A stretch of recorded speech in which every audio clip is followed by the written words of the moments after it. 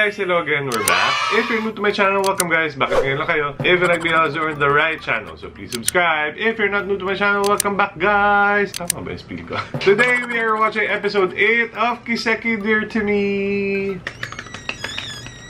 But before anything else, please follow at Luino Boutique on Instagram, Facebook, Shopee, TikTok, Luino-Boutique on Lazada, and check out our latest launch, our aesthetic collection featuring our latest color, the seafoam green color in pajama sets and pillowcases, and also our relaunched peach pajama sets and pillowcases, and our relaunched pearl pillowcase with our brand new pearl pajama sets only at Luino Boutique on Instagram, Facebook, Shopee, TikTok, Luino-Boutique on Lazada. Thank you. Alright guys, recap of episode 7 of Kiseki Dear to Me. Okay, as of shooting this guys, as in pagkagising ko nakita ko blocked yung episode 7. Yung episode 4 po, may mga nagko-comment na hindi nila makita. Blocked din po yun. Ginawan ko siya ng paraan pero so far hindi po siya nare-release. Ayoko siyang i-re-edit tapos i-re-upload ulit kasi medyo malayo na yung episode 4. Pero for your information lang, blocked po yung dalawang episodes na yun. I'll try to do something about it. Hindi ko alam kung paano nila nabablock. To be honest, hindi ko alam kasi ang ginagawa na nga natin dito like putol-putol na siya. Grabe naman sila. Yun, let's see. Anyway, recap of episode 7. Ito yung episode kung saan dumating yung family ni Zhongyi sa bahay niya. Diba? Yung magkikiss sila supposedly, tapos biglang kumatok yung sister. Tapos dinala ni Rui sa condo niya. Doon niya pinatira yung dad at saka yung sister, which is weird. Parang hindi ba sila nagtataka na bakit dito tayo titira? Sino ba itong tao na to? True. Although, mas kasya kasi sila doon. Mas malaki kasi yun. Tapos, sa school, nagkaroon ng quote-unquote by bust itong sila Rui. Kasi nga, they're undercover trying to figure out kung sinong nagbebenta ng drugs sa students. And gumawa sila ng paraan na itong si ID, kunyari bibili siya ng quote-unquote drugs. So, may message niya, nahuli nila yung guy with the help of Zhongyi. Tapos, ano nga? Majuli naghahalikan. Ayun yung sasabi, nahuli siya ng sister. Okay. Sister. Sabi ko nga, itong episode na to ay puro halikan. Halikan ng halikan itong si Zhongyi at saka si Ruby. Kaya hindi na rin kami masyadong nagulat na mahuhuli siya ng sister. Tapos, ang pinakagusto ko doon is yung reaction ng sister. Parang ngumiti lang siya, tapos parang, okay, I knew it. Kahit nilalandi niya nung umpisa si Ruby. Pero feeling ko may idea na siya. Oo, meron na. Feeling ko din. Kasi nga, bakit mo kami dadalhin dito? Sino ka ba? Sino ba kami sa'yo? Ngayon na tayo nagkita, tapos patitirahin mo kami sa bahay mo. True. Diba? Tapos, towards the end of this episode is yung na-costume si Zhongyi at saka si AD na parang Little Red Riding Hood. Kung saan Little Red Riding Hood si ID. Tapos, Wolf itong si Zhongyi. Hindi lang ako clear, guys, whether nasa school pa si Rui at saka si ID. Kasi nga, parang they blew their cover na eh. Yeah. Kasi hinuli nila yung guy in campus. Tapos, itong si ID umalis ng school kasi kesyo nasaktan daw si Chenyi, so bumalik siya dun sa base nila. Tapos pinipigilan siya ng mga tao kasi hindi siya kilala. Kasi naka Little Red Riding Hood costume siya. Tapos pagdating niya kay Chenyi, parang dinip siya na gano'n. Tapos nag-smile. Tapos dun tayo natapos. So I'm hoping for more Chenyi and ID storyline in this episode. Kaya huwag na natin patagal ito, guys. Let's go! 还是没回来，有些电话都没分回过。 Magpapasok pa lang siya.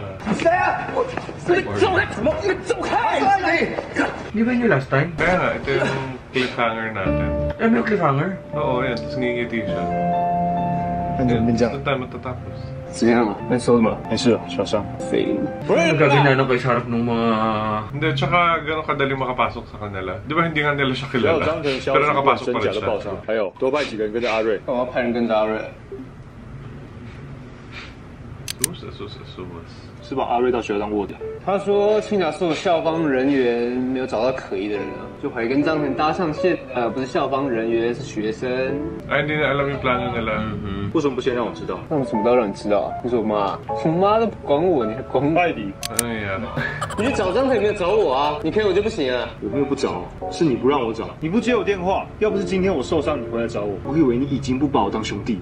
Sus, another friend. Ultimate friend zoner. 你想继续上学吗？ True. 开玩笑， Sakit kaya ano? 如果你想，我可以。张腾事情 Death 差怎么样 Motos, 啊？ lagi kang tinatawag na friend. 看我派人跟着阿瑞。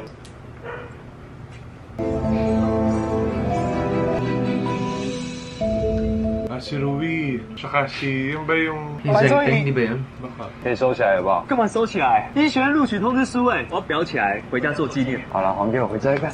Okay. Natanggap siya sa med school. Ay, oh my gosh. Pwede nga pala sa Taiwan, no? Get sila eh. Minor pa yan, 17. Pwede mo pakasal yan. Although age of consent sa Taiwan daw is 16. 同婚法案正式生效， Okay. 不管爱的是同性、异性，都能登记结婚，在配偶栏里写下爱人的名字。 That's very good. Very good na pinapakita nila yun, no? 我搬过去跟你一起住，就6没了，刚好。今晚找地方吃大餐庆祝你录取，还有我们终于要住在一起。 Happy parents. Eps, wala na siyang pakialam. Hindi, akala ko kaya ayaw na siyang gawing jowa kasi nga malalaman nung mafia na siya yung jowa niya. 要幸福哦！谢谢，我们会的。 Pakasal na rin kayo. Makita kaya kayo? Padet ka. Nag-aaral pa nga si Apple ah. 这一天是我跟他未来的起点， Nako. Guys, masyado silang masaya. 我们的终点。 Our future ended? Oo.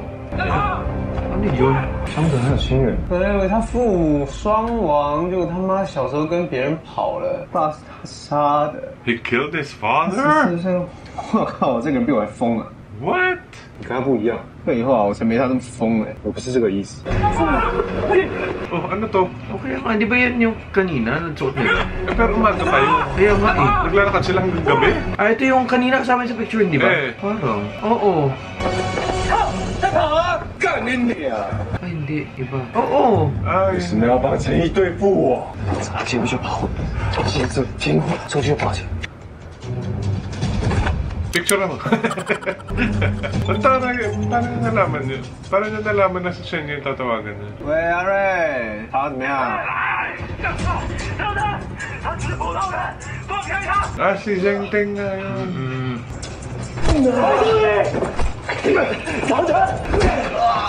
Ang galing nila pag nahanap nila sila. Pwede kasi so pwede nila i-track, di ba? Hindi, ang galing nila kung makarating sila dyan agad.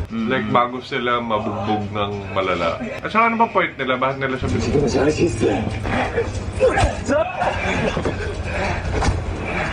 Ayan na, in 5, 4, 3, 2, 1.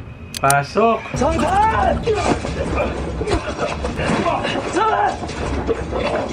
他只是普通人，他是无辜的，放他走，放他走。 Ayun yung sinasabi ko, diba? Mapapahamak siya talaga. Kasi naglaan di ako yung public. Pero, like, sorry. Same day. Yun talaga yung timeline niya. So, naglalakad sila hanggang gabi, hanggang sa may humabol sa kanila. Ganun ba yun? Saan yung mga savior? Wala nga. Uy ka naman. Hindi sila darating. Pero anong point nito? Bakit nila siya binugbog at hindi pakakawalan din naman eventually? 第一次来找他， Okay, ito yung time na yun na okay pa sila. Oo. 你叫什么名字？ Kasi ito yung suot niya sa picture eh. Ang gwapo talaga nito. Diyos ko dahi. 哎， Eh baka dati sila mag-jowa. Feeling ko. 哎，烦不烦？整到了， Sorry, LQ yarn. 连老大要谈了，你这个脸要打仗的样子，对吗？滚，不让我。 Yun. Sorry pa. Ah, okay yun yung picture. 来见面礼，以后多多指教。 Nice to meet you. They just met.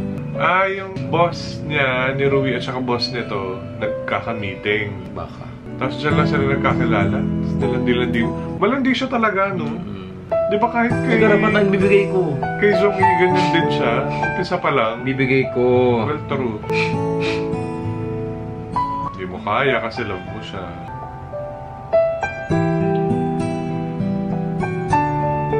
So siya yung ultimate kalaban nila. Ganun.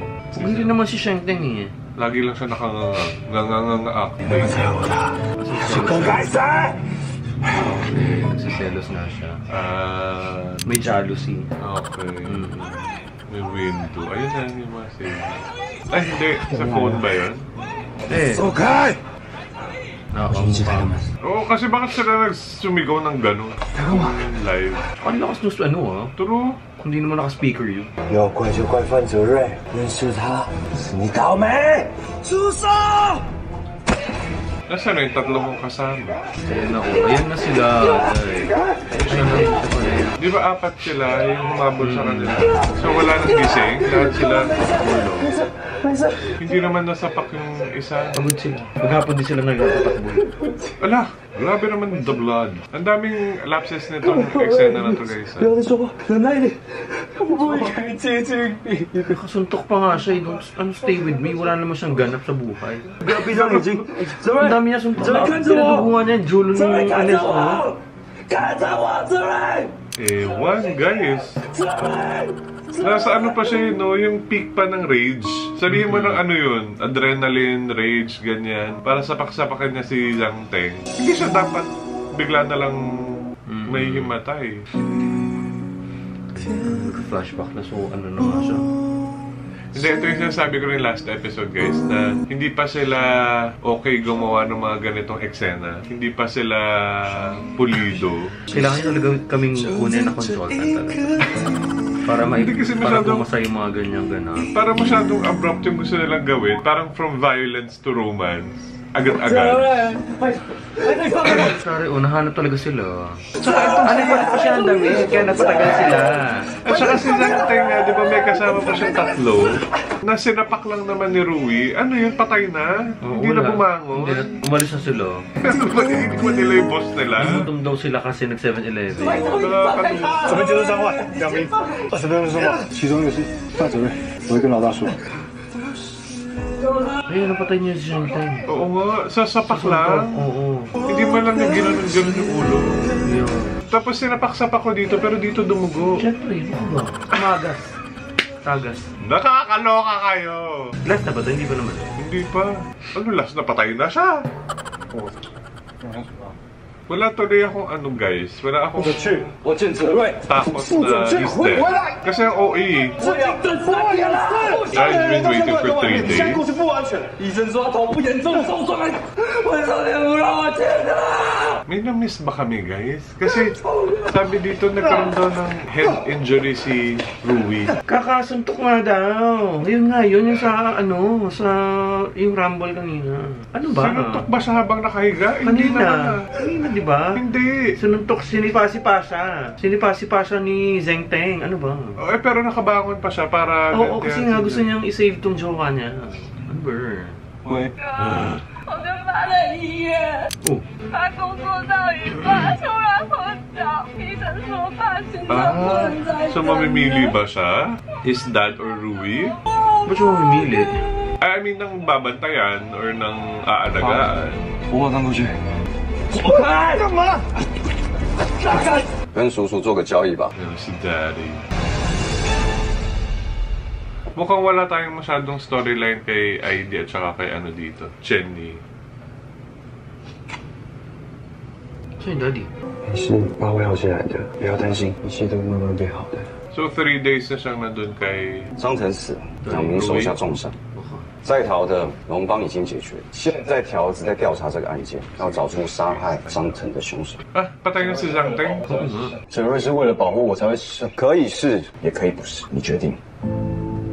为什么是他去顶？那也是我们的人，要干他屁事啊！范老太爷指定， Sino Mr. Fan? Siya, si Daddy. 只要你肯去投案，承认所有的事情都是你做的，你爸马上就可以进行心脏移植手术。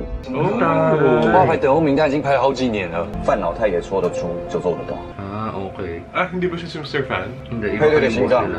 手术费，术后 Oh, sabi 医 siya 疗费用， mamimili siya. Well, hindi kay 还有 Rui. 安家费。 Siyempre, piliin ko yan. Gusto ko tong twist na to, guys, in all fairness. Hindi ko lang gusto yung execution kanina, pero eto gusto ko tong ginawa nila. 老大，张腾事情跟白中义没有关系，是我们自己的问题。 Pero nga, bakit ayun, di ba, pasa agad? 翅膀硬啊，可以自己做主了。遇到问题不回报，逞强硬干，还连那一个不相干的人进来。 Ah, okay.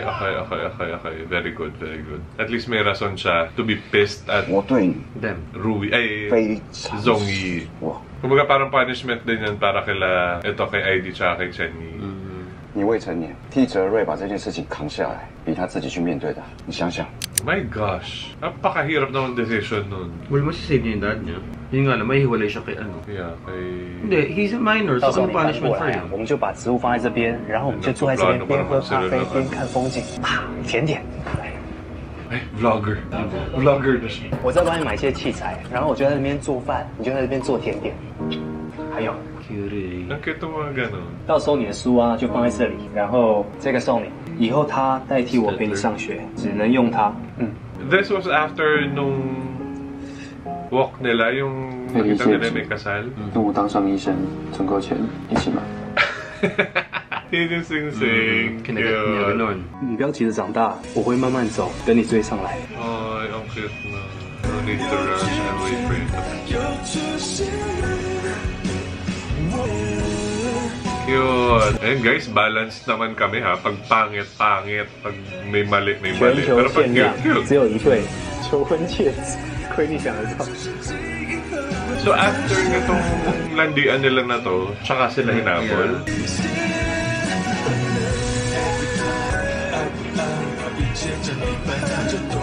Lagyan niya ulit ng sing-sing. Nakakita lang ako sa ganun kasi parang it's something new, no? Tapos something na pag ginawa mo, maaalala mo tong series na to.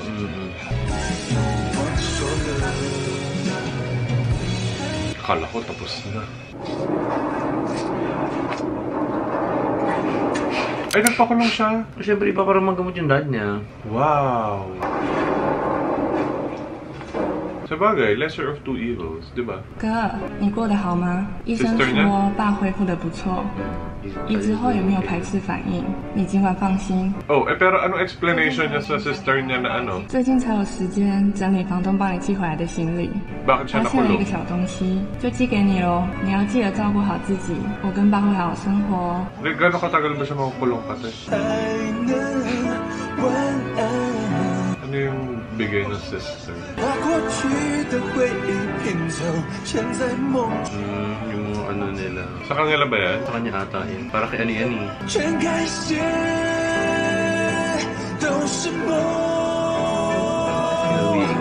Sa kanya yan eh, hindi ba? Kanya nga, ginawa niya for Louie. Yeah.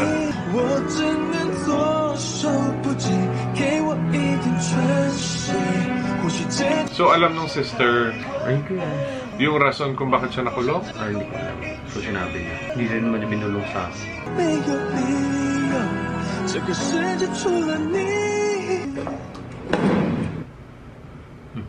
Ano yun? May pumukpok sa kanya. Ay, oh my God, oo nga.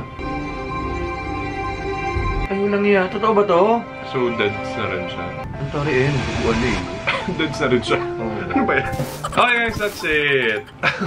Hindi ko alam. Parang 50-50 ako dito sa episode na to. Nagustuhan ko yung last part, yung storyline, yung execution. Parang ang daming nangyari doon. Kasi hating-hati siya for me talaga. Yung unang part, ang daming mali. Yung bugbugan scene, sabi ko nga, hindi man lang tayo binigyan ng explanation kung paano sila nakita, bakit sila hinahabol, tapos bakit gabi na. Tapos si Zhang Teng, ang dami niyang kasama. Bakit biglang nawala nung binubugbog na siya ni Rui? Yeah. Eh, di ba, yung may hawak-hawak kay Rui nung umpisa, suntok-suntok na lang naman. Hindi naman yun namatay. At hindi naman yun umalis. Bakit kung kailan binubugbog na yung boss, tsaka sila nawala? Tapos, si Rui nga, nabugbog na pa si Zhang Teng. Tapos after nun, hinimatay na siya. Tapos, critical na siya. Pero nabugbog niya at napadugo na yung ulo niya. Like, ganun kalala, ganun pa siya kalakas. Adrenaline rush nga yun siguro. Ayun lang, ang simple lang naman eh. Kung gusto mong paduguin yung ulo, di, sana pinakita na gano'n niya yung ulo sa sahig. Suntok. Anyway. Tapos after nun, dun naman nagkaroon na ng parang magandang storyline nung dumating na si Daddy. Na in-explain niya na ikaw magsasuffer kasi kasalanan nyo to, hindi nyo sinabi sa akin na ganito yung ginagawa nyo. So parang in effect, na-punish din itong si ID at saka si Chen Yi. Kasi parang hindi siya direct na, kayo yung magkikerry nitong burden na to. Pero kasalanan nyo. Kumbaga, konsensya nyo kung bakit itong innocent person, quote-unquote, na to, makukulong. Yeah. Tapos maganda rin na in-inject nila yung mamili ka, makukulong ka, or mamamatay yung tatay mo. So does this mean na part na siya ng kanilang mafia? Kasi kumbaga parang sinulder ko tong pagkamatay ni Zhang Teng. So alam ng lahat na ako'y pumatay sa kanya. Tapos, yun nga, dito sa bandang dulo, maraming questions. Hindi clear kung alam ba nung sister, yung kung bakit siya nakulong. Yeah. Tapos dito sa dulong-dulo, hindi natin alam kung sino yung Pumampas sa kanya ng, hindi ko alam kung ano yung parang kampas, mukhang chair or something. So yun. At hindi natin alam kung ano talaga ang nangyari kay Rui. I'm sure naman na he's not dead. So, ayun guys, I think we are down to the last 2 episodes. Hindi ko pa sure guys kung ilalagay natin yung last 2 episodes or yung last episode na to sa members only channel natin. Pasensya na guys ha, kasi struggle is real talaga dito sa Kiseki Dear to Me. Kung hindi siya block claimed, wala po tayong kinikita. So, I'm sure maintindihan nyo naman kapag ilagay natin yung last 2 episodes or yung last episode, hindi pa ako sure, sa members only channel. So, kung gusto nyo mapanood ito ng buo, kung gusto nyo mapanood ng kompleto, mag-member na kayo. And I'm going to make sure na ma-okay na yung mga na-block nating reaction videos. So, yun lang. Sayang. Ang ganda sana. Ang ganda nung ginawa nila sa dulong episode. Nabago lang talaga ako dun sa first part. Plus, sabi ko nga kanina kay Paul and sa inyo na hindi pa sila okay dun sa pagkuha ng emotions. Parang masyadong abrupt na confused pa nga tayo dun sa nangyayari. Tapos bigla nila tayong gustong paiyakin. Parang hindi kumokonek. Kulang ng build-up, kumbaga. At doon naman magaling ang mga Thai BLs in all fairness. Sayang. Maganda yung dulo. Anyway, yun lang guys. That's it. Thank you so much for watching. If you like this video, please give it a thumbs up. Comment down below. Share this to your friends. Please subscribe to my channel. Hit the bell button so you'll be updated every time I have a new upload. Do whatever you have to do guys. Thank you for watching. Bye. Shop Luina everybody.